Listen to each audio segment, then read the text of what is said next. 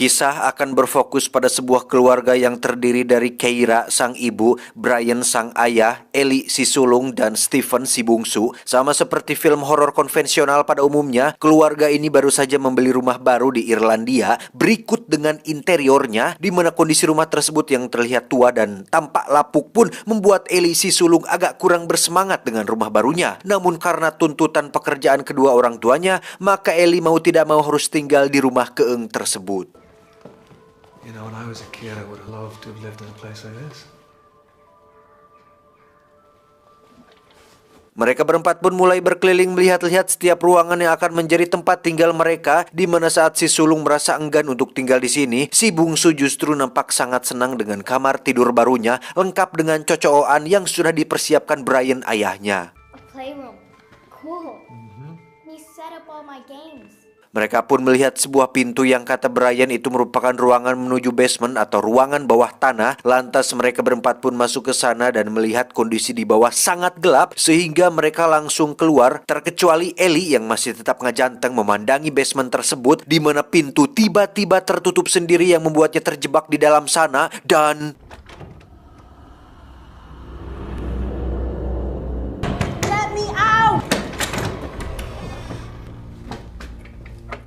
untuk kesekian kalinya, Ellie dibuat jengkel sekaligus sedih ketika ibu dan ayahnya ada meeting penting tepat malam ini, sehingga Ellie dan Stephen adiknya akan tinggal berdua saja di malam pertama mereka pindah ke rumah baru ini. This one's important, okay? Fine. Thanks. Singkat cerita, malam pun poek. Suasana di rumah baru ini begitu hening dan tiisen, tidak sesuai dengan ukurannya yang besar yang harusnya diisi oleh banyak anggota keluarga. Ellie pun memilih untuk tak teleponan dengan sang kekasih, di mana saat dirinya sedang fokus mengobrol dan hampir sampai pada titik obrolan yang sudah tidak paruguh, tiba-tiba Ellie pun bertanya dari mana Stephen menemukan tengkorak kambing tersebut. Stephen pun menunjukkan sebuah ruangan kecil di balik dinding, yang di situ juga terdapat sebuah alat pemutar piringan hitam yang biasa disebut dengan gramofon atau vinyl player. What's that? Alih-alih ingin mendengar musik klasik atau Ku Menangis by Rosa versi koplo, piringan hitam tersebut justru mengeluarkan suara seorang pria yang sedang menyebutkan sebuah rumus atau persamaan matematika, yang hal tersebut sangat tidak lazim untuk diperdengarkan. Partial 1 equals 1n dy by dx. Ketika malam sudah larut dan Stephen sudah tidur pulas, Ellie masih bunta sambil menonton video IQ 7 di televisi, di mana saat dia sedang terhipnotis oleh suara melehoinya si John, tiba-tiba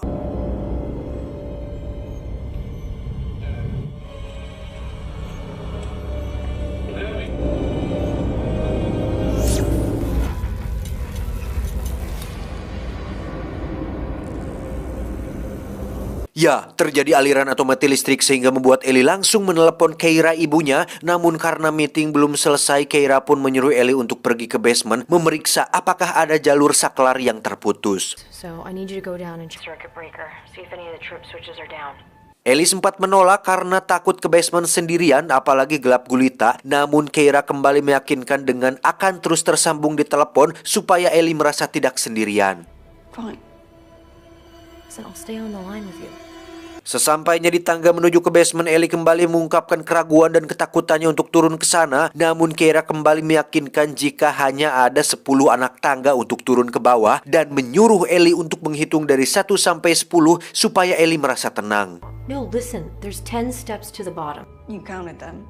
Could you just trust me for once? Dan ketika Ellie sudah turun ke bawah dan mulai berhitung, sesuatu yang aneh pun terjadi ketika hitungannya sudah lebih dari 10, yang padahal anak tangganya hanya ada 10 biji, dan tiba-tiba You're at the bottom, okay? Can you see the pillar in front of you? 11, 17, 18, 23, 24. Keira dan Brian yang sudah sampai di rumah pun segera memeriksa basement dan tidak menemukan Ellie di sana. Lantas mereka pun menghubungi polisi yang segera memeriksa rumah tersebut. Hingga esok harinya dilakukan pencarian ke dalam hutan karena sangat mustahil Ellie menghilang begitu saja di rumah tersebut secara tidak puguh-puguh.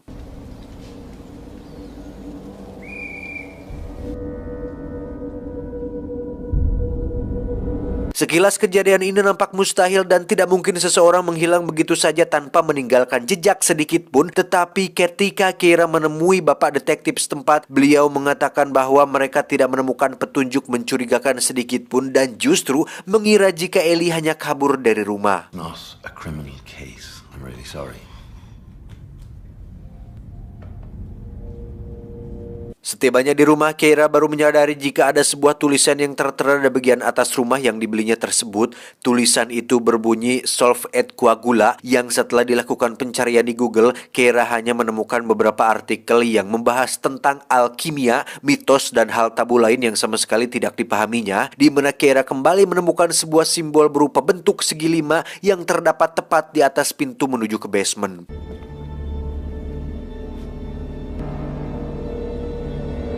Menggunakan lampu sinar UV yang dibawanya dari kantor, Keira pun turun ke basement untuk memeriksa ulang, siapa tahu ada sesuatu yang bisa temukan di sana. Dan alangkah terkejutnya Keira ketika menemukan sesuatu yang seram tertera pada dinding basement tersebut.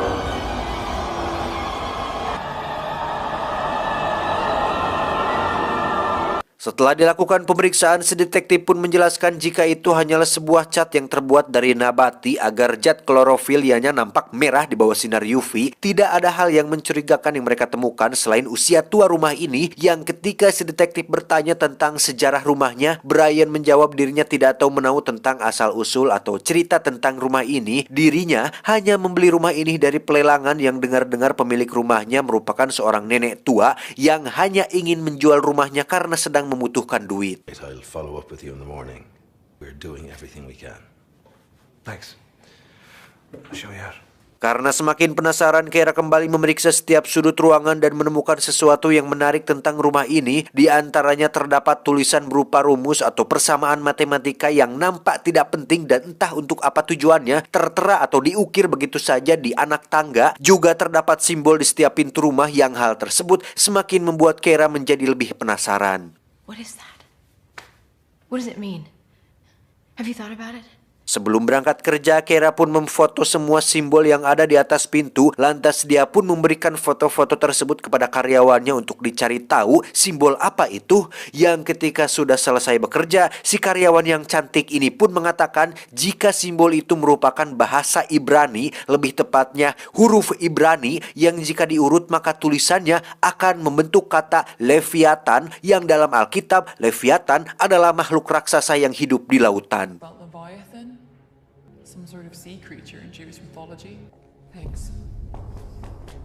Setibanya di rumah, Keira kembali searching dengan kata kunci Leviathan, namun setelah dihulengin, dirinya tidak menemukan adanya korelasi antara rumah, rumus matematika, dan monster laut, sehingga hal ini semakin membuatnya pusing 7 keliling, apalagi dengan belum ditemukannya si Ellie.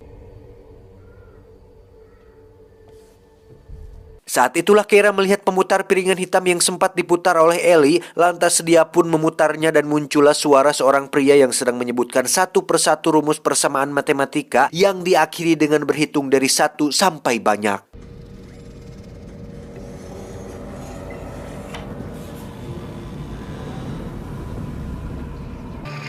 Delta. Point vector.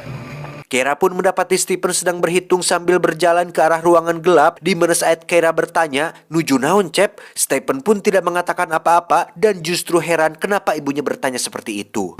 Stephen, what are you doing? Nothing.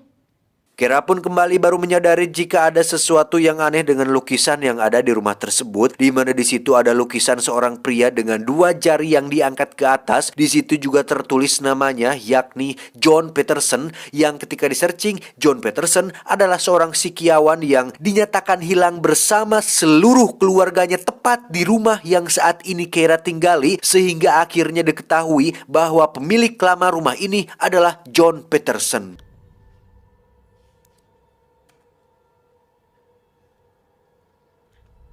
Saat itulah pintu basement tiba-tiba terbuka diiringi dengan angin semeliwir dan mati lampu yang tidak wajar. Namun yang membuat Keira ruas adalah ketika dirinya mendengar suara Stephen teriak minta tolong karena terjebak di dalam basement, yang ketika Keira toong, tiba-tiba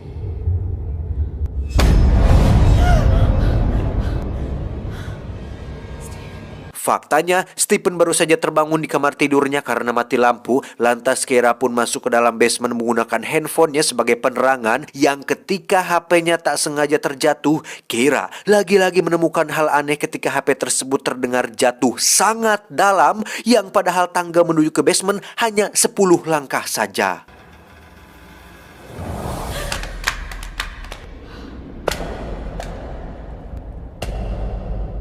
Keesokan harinya Keira pun pergi ke kampus matematika nasional, yang di situ ada seorang profesor matematika bernama Remy, tidak pakai kartu. Ini babangusnya, beliau menjelaskan bahwa dirinya baru dinyatakan sebagai profesor matematika setelah mengalami kecelakaan yang membuat kepalanya cedera, yang justru membuatnya menjadi jenius seperti sekarang ini, di mana Remy bisa menggambarkan struktur matematika, atau dalam bahasa sederhananya bisa memvisualisasikan matematika ke dalam bentuk gambar yang bisa kita lihat saat ini. Keira pun memberikan rumus yang dia temukan di rumah. Dia juga menjelaskan bahwa persamaan tersebut terukir di batu tepat di basement rumahnya. Remy belum bisa menggambarnya karena memang dibutuhkan waktu yang cukup lama. Namun sekilas Remy bisa sedikit memahami jika rumus tersebut merupakan representasi untuk dimensi, lebih tepatnya banyak dimensi. It's simply his way of illustrating the misrepresentation of having quantum particles. That would be great. Thank you. Singkat cerita, Keira pun baru saja sampai di rumah dan langsung ditelepon oleh Remy yang mengatakan jika dirinya sudah berkonsultasi dengan temannya yang di Prancis, yang setelah diperiksa, teman Remy mengatakan jika persamaan tersebut terkait dengan sebuah cabang matematika yang diciptakan oleh para alkemis pada abad ke-12, dan setelah diurai, rumus tersebut merupakan sebuah mantra yang tidak lengkap, yang sepertinya merupakan mantra untuk membuka sebuah dimensi.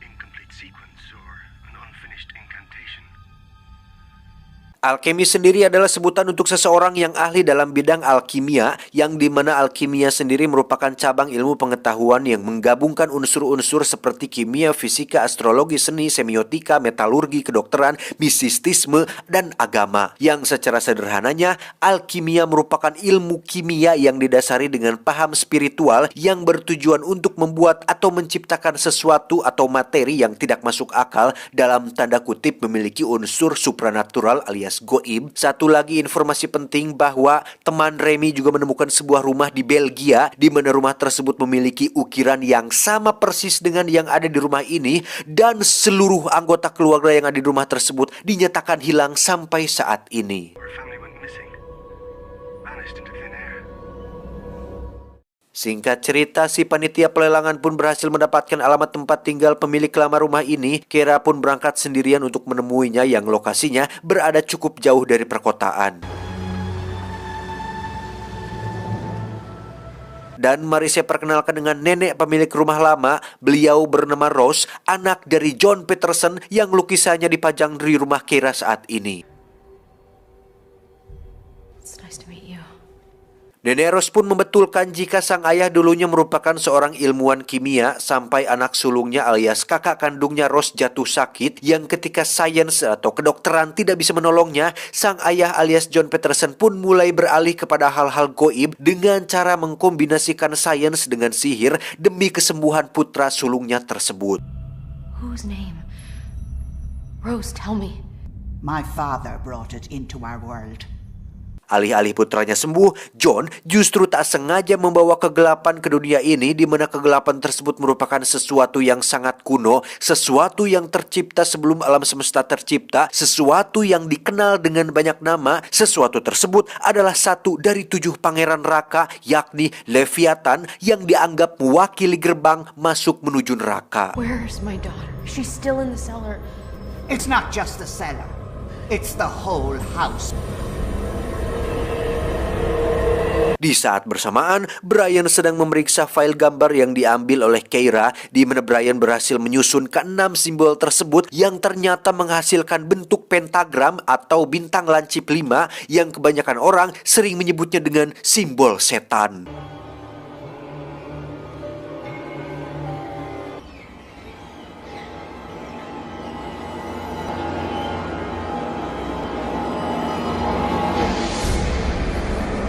Tak lama Keira pun pulang dan langsung diperlihatkan apa yang Brian temukan. Mereka akhirnya berhasil menemukan jika simbol itu merupakan simbol Baphomet, iblis yang disembah oleh para okultis dan Ksatria Templar. These are the Hebrew glyphs over the 5 points.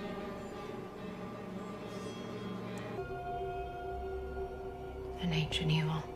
Dengan bukti bahwa simbolnya dibuat mengeliling rumah ini, juga lukisan John Peterson yang mengangkat kedua jarinya sama seperti Baphomet, bisa dipastikan jika John merupakan seorang pengabdi setan yang berdasarkan cerita Nenek Rose tadi, John sudah kebingungan dengan sains, kedokteran, dan ilmiah yang tidak kunjung membuat putranya sembuh, hingga akhirnya dia mencari jalan tukang, yakni dengan mempraktekkan alkimia yang justru tak sengaja telah membuka gerbang neraka. Dan apakah teman-teman ingat dengan persamaan yang terukir di anak tangga basement? Ya, itu merupakan jalan menuju ke neraka yang cara membukanya adalah dengan memutar rekaman pada piringan hitam, yang dengan kata lain, tangga basement adalah pintunya dan pemutar piringan hitam adalah kuncinya. Dan bolohnya adalah Keira justru dengan sengaja memutar piringan hitam itu dengan maksud ingin menunjukkannya kepada Brian, yang tanpa dia sadari gerbang neraka lagi-lagi terbuka yang membuat Stephen terpancing untuk masuk ke dalam basement, yang di situ kita bisa melihat dengan samar-samar ada sang penjaga neraka dengan tubuh menyerupai manusia, tetapi kepalanya kambing.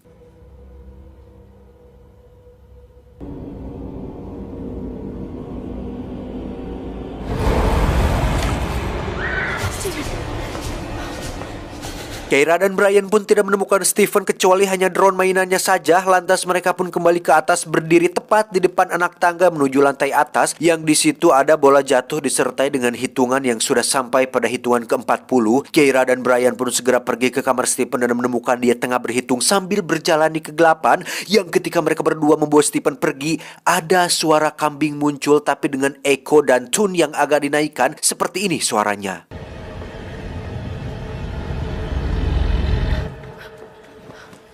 Stephen sendiri tiba-tiba berubah menjadi pucat dengan simbol pentagram tepat di dadanya, di mana dia mengaku baru saja mengendarai binatang kepala 7 dengan 10 tanduk, yang pada saat bersamaan Brian seketika mengalami kesurupan dengan berhitung sama seperti Ellie dan Stephen, yang ketika akan menjauh, tiba-tiba muncul suara kaki yang sangat keras yang membuat Keira langsung bersembunyi.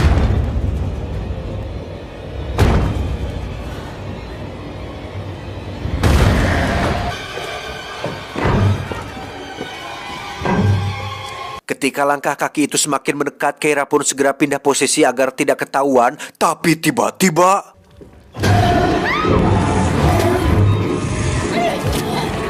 Keira pun segera lari menuju basement, yang di situ dia mendengar ada suara Ellie dari dalam basement yang sekarang tangganya menjadi sangat panjang dan ada sebuah pintu di dasar tangga tersebut. Keira perlahan turun ke sana dan membuka pintunya, kemudian berjalan melewati lorong yang panjang, yang ketika sudah sampai di ujung, Keira cukup dibuat takjub ketika melihat begitu banyak orang sedang berjalan teratur seperti sedang mengantri BLT.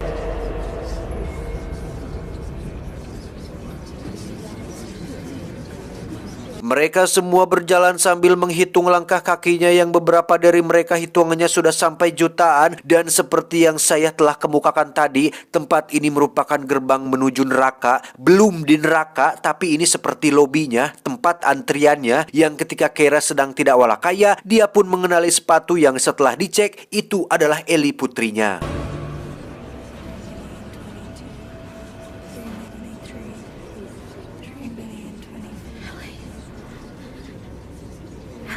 Keira pun langsung membawa Ellie kembali ke atas, yang dalam perjalanan tersebut suara kambing sang penjaga neraka pun nampak sedang mengejar mereka berdua. Dan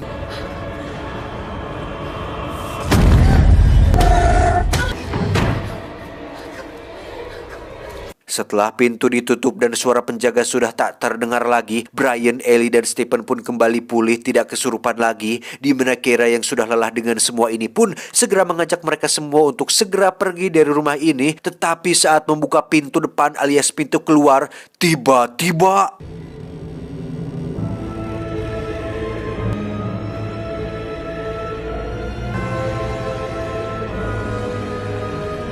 Seketika itu pula mereka bertiga pun mulai berhitung, disusul dengan Keira yang awalnya bengong tapi lama-kelamaan ikutan berhitung juga, sehingga seperti keluarga di Belgia yang seperti dikatakan oleh temannya si Remy di Prancis, seluruh anggota keluarga ini pun akan menghilang secara misterius dan hanya kameramen dan kita yang menonton saja yang akan menjadi saksi mata hidupnya. Tamat, ending yang cukup mengkeengkan.